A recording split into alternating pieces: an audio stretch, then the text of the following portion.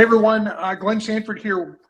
Welcome to Expansion, our podcast on personal and professional development here at eXp Realty. And today I am super excited to be speaking with Chris Janzon from Australia. I believe I know our first ICON agent we've had on the podcast from below the equator. Hey, welcome, Chris. Thanks, Glenn. Really grateful to be here in the wee hours of 3 a.m. Australia time. But that's the beauty of this model that we work in. We can work united together around the clock at all hours. So thanks for having us on.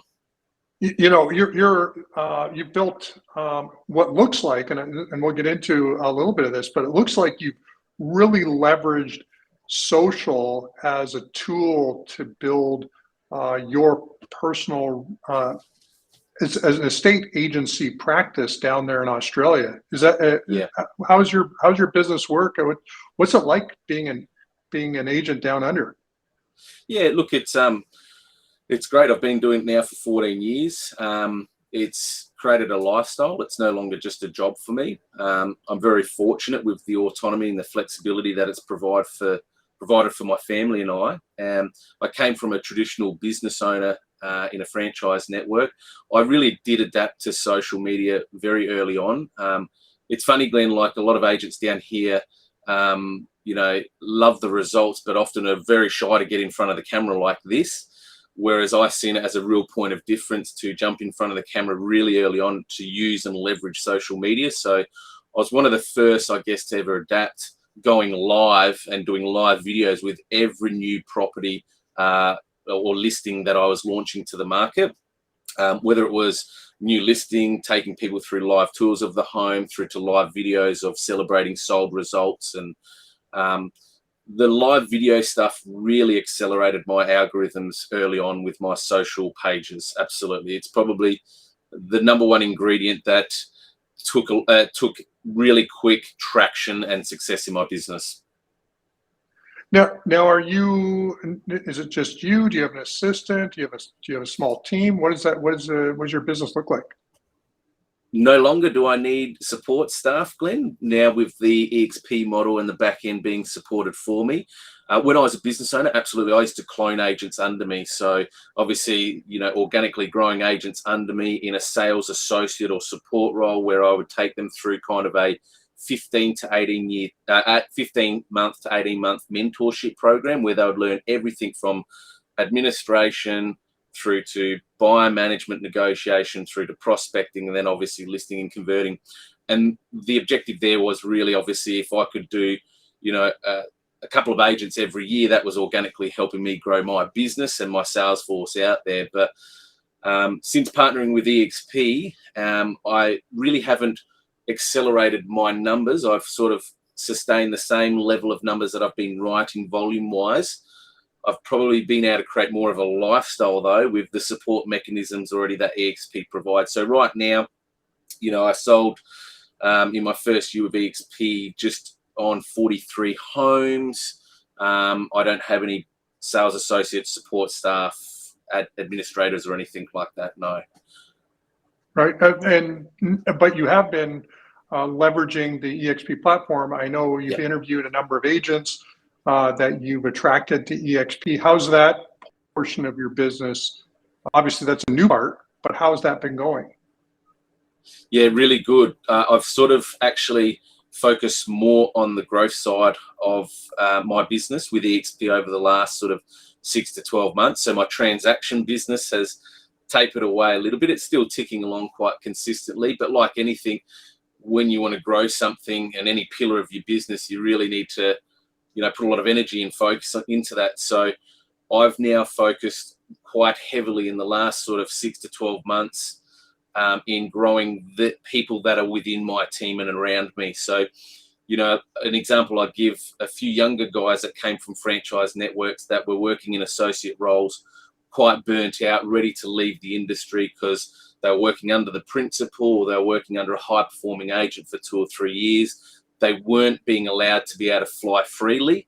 They were working 6, 7 days a week. They were doing all the heavy lifting, as you would say, Glenn, and they were earning $45,000 capped income as a wage every year. Now, the safety was there. They got paid every fortnight. But where I've spent a lot of my time is trying to capture those opportunities where people are just about burnt out of the industry, not being empowered to, build their own business within a business, I guess, and more so just supporting someone, intercepting those opportunities and helping those agents really achieve quick success. One agent, Buri's son, he's been in the industry 12 months, coming on 12 months as a solo agent with eXp.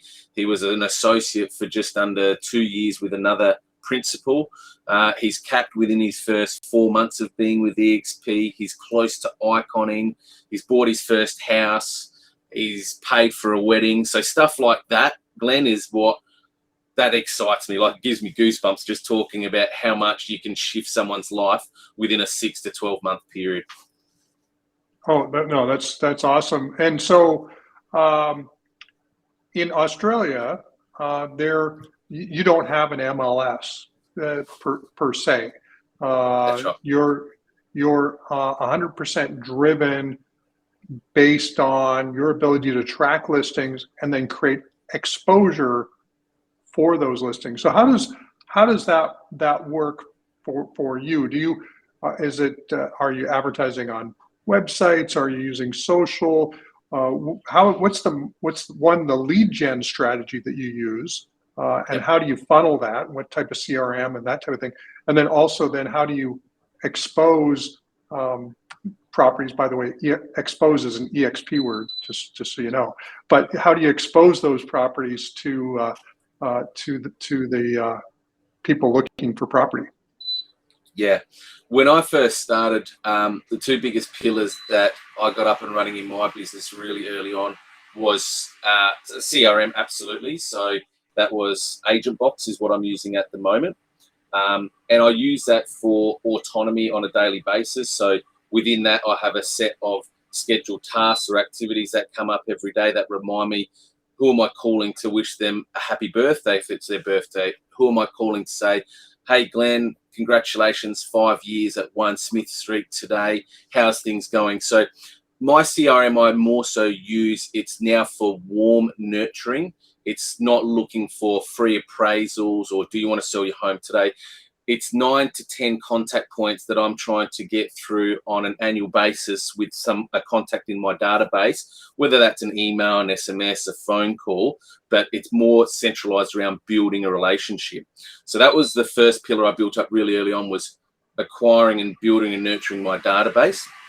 The second one is a farm area, or what we call a business development area here in Australia. So that's where we get a core area of generally no more than 2,000 homes, and we market to that area ongoingly every month. So what I've done is I've built a little A3 trifold page community report, and it'll have on the back of it, it'll have a real estate article that I write myself every month talking to the community. On the rear fold inside, it'll have a finance article. So I've partnered with a finance broker. So every month he puts out a bit of a newsletter and we just copy that into my community report.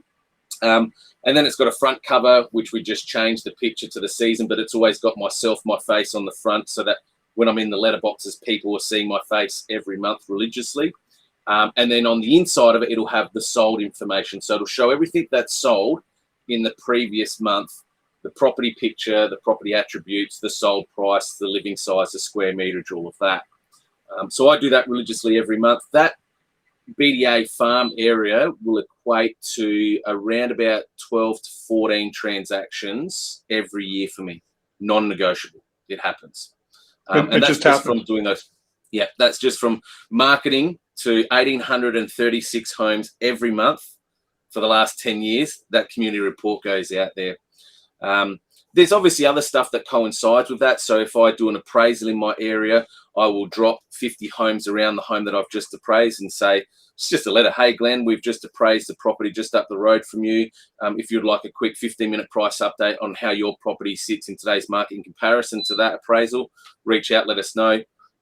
So we do a lot of on-the-spot prospecting around appraisal opportunities, what we've just listed, obviously what's just sold. We're always in letterboxing. I think the uptake rate is quite low in letterboxing, but it always has the presence, and it always has, it's just building brand awareness that you're always being seen in that community. The Right. other lead generation is social, as I mentioned before. Consistently, daily, I'm on socials. Like it's part of my morning ritual now. But really trying to put content out there that's meaningful, not always just about this is sold, this is for sale. It could be stuff about talking about local businesses. It could be talking about a family that's looking for a home. What I do with exposure now, Glenn, is because I've got such a large following on socials, and whenever I get a buyer inquiry now, I say to them, you know, because in a tight inventory market that we've come through, every buyer saying, do you have this? Do you have this? And I say, no, we don't. But what I now do is I say, look, I don't have that home today, but I might have it available tomorrow. What I do before we put on any portals, I release properties first to my socials for those people that are organically following me for whatever reason. So if you like my pages, you will be able to see, sorry, my dog's just jumped up. You will be able to see properties first. So the whole emphasis of building my socials is that I'll put properties there so people have first opportunity to see properties on my socials. Now, do you take, are you exclusive with the properties that you represent? Yes. Because in Australia, in some cases, it's non-exclusive, right? Correct. It's very rare we do conjunctional, particularly in my marketplace. It's sort of like a foreign word, conjunctional. I would say, look, I can't even recall the last conjunctional agency agreement I did with another agent. It's always exclusive solo. But in Australia, I do anyway, we don't lock our clients into contractual terms. So one of my points of difference, as I say to clients, is traditionally when they sign a sales authority, it's for 90-day. It's a 90-day term exclusively. But I put in a service agreement clause in all of my agreements that state, Glenn, you can terminate at any stage for whatever reason without reason. So it just gives people peace of mind that they're not locked in. Oh, no worries. So, and you mentioned you're mailing your 2,000 home farm area every month religiously. Yes. You're doing your circle prospecting with the 50 additional properties when you sell a property or list a property. You mentioned that you don't have an assistant at the moment, so you're doing all this. So are you in there on your kitchen table, like laying out all this stuff and putting stamps on it and putting it in the mail, or how does that work?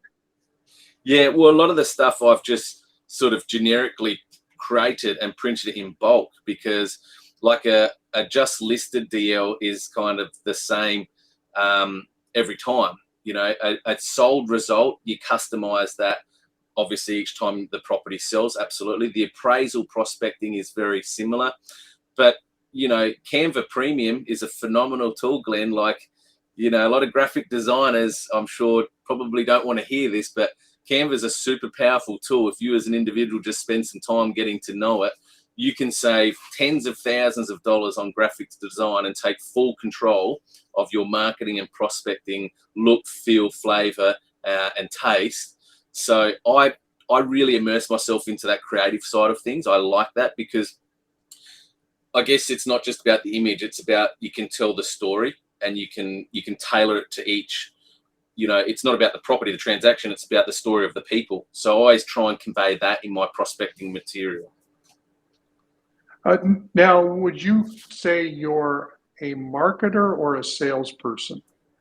I'd say I'm a fantastic marketer. A lot of my team they actually say you're a brilliant marketer. I'm just good at building relationships, Glenn. Like, I was actually talking to somebody the other day and I said, it's not actually about the house. Like, the house is just the end commodity. My job is about building relationships, and that's with people over time. And I think that's where a lot of people go wrong in our industry is they're looking for the next house sale. They're looking for the next commission. You know, I almost cringe a little bit when I see that free appraisal prospecting in my area. And I'm like, well, they've always been free. You know, I've always been a believer on focus on relationships of the future, not of what you're wanting to get out of it today.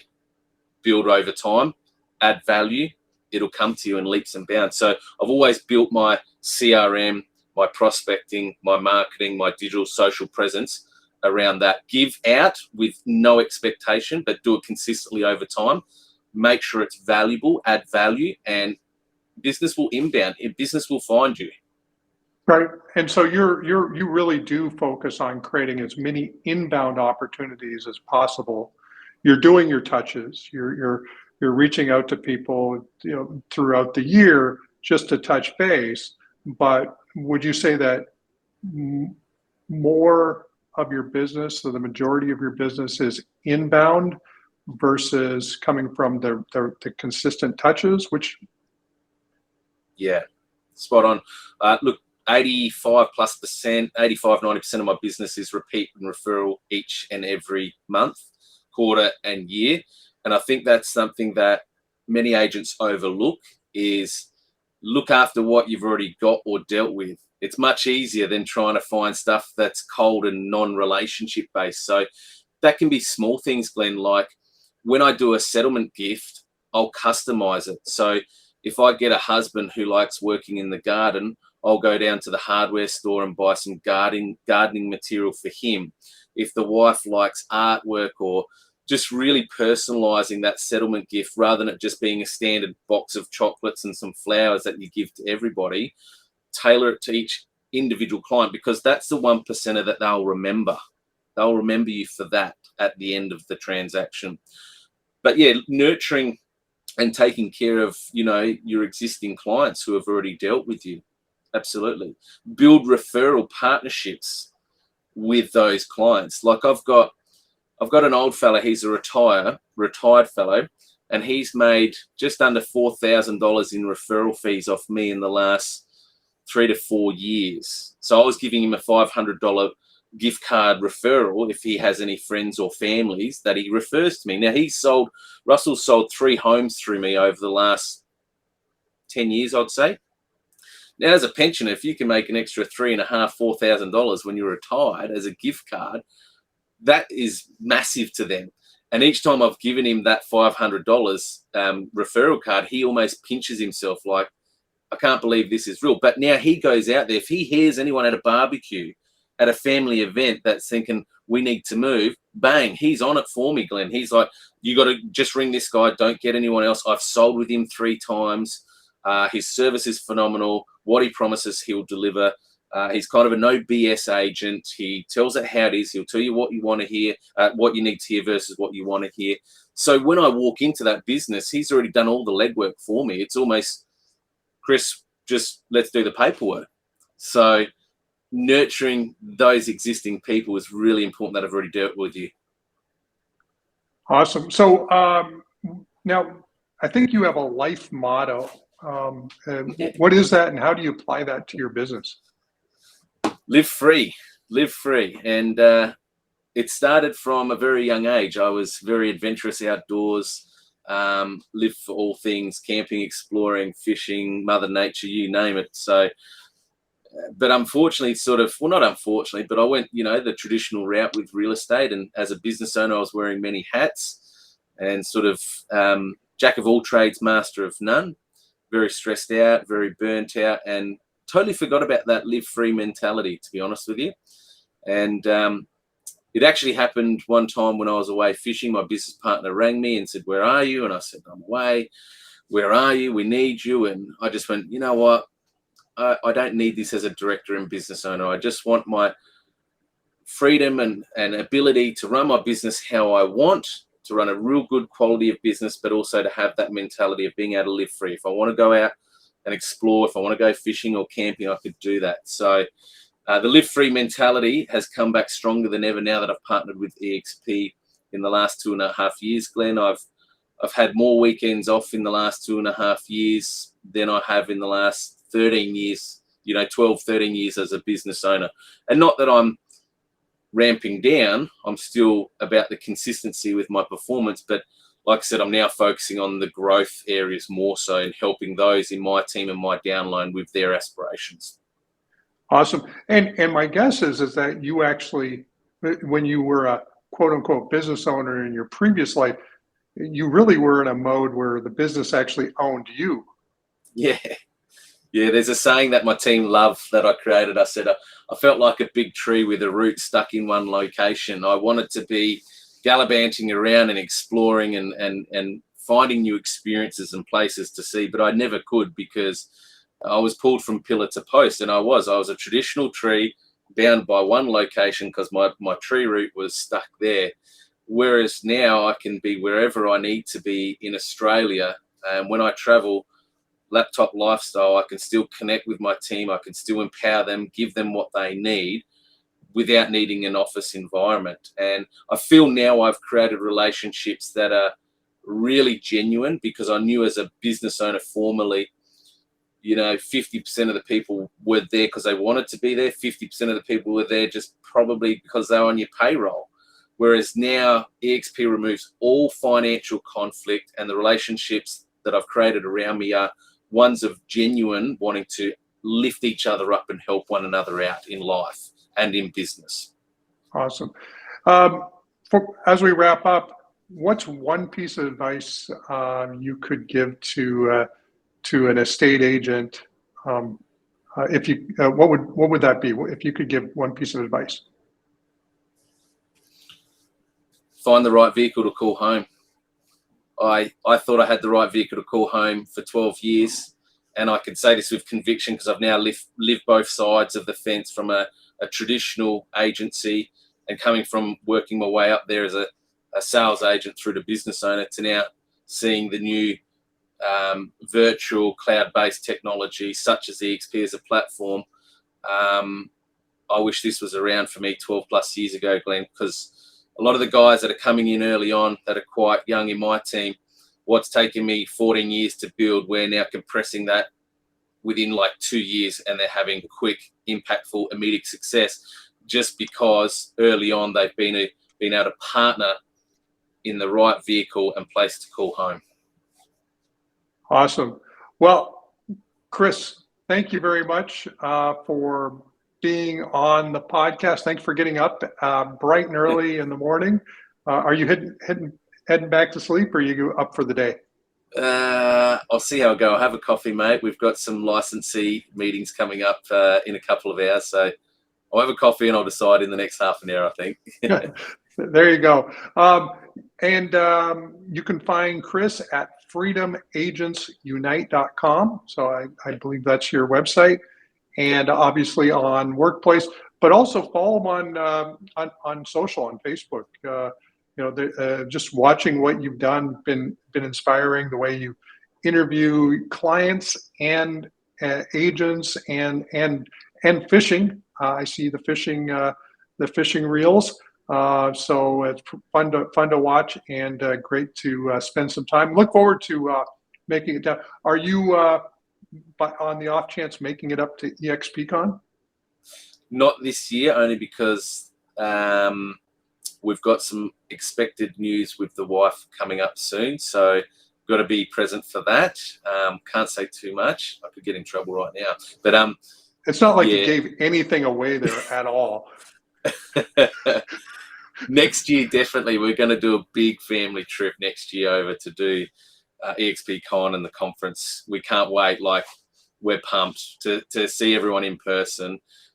We just ran something recently in Australia here, obviously an event, and for two years connecting with people virtually is one thing, but when we got there to be there in person with people, it's like you already know them, but it's just a whole different level of energy and excitement. So next year, definitely, Glenn, I'll be pulling you aside for a direct conversation together in person. Can't wait.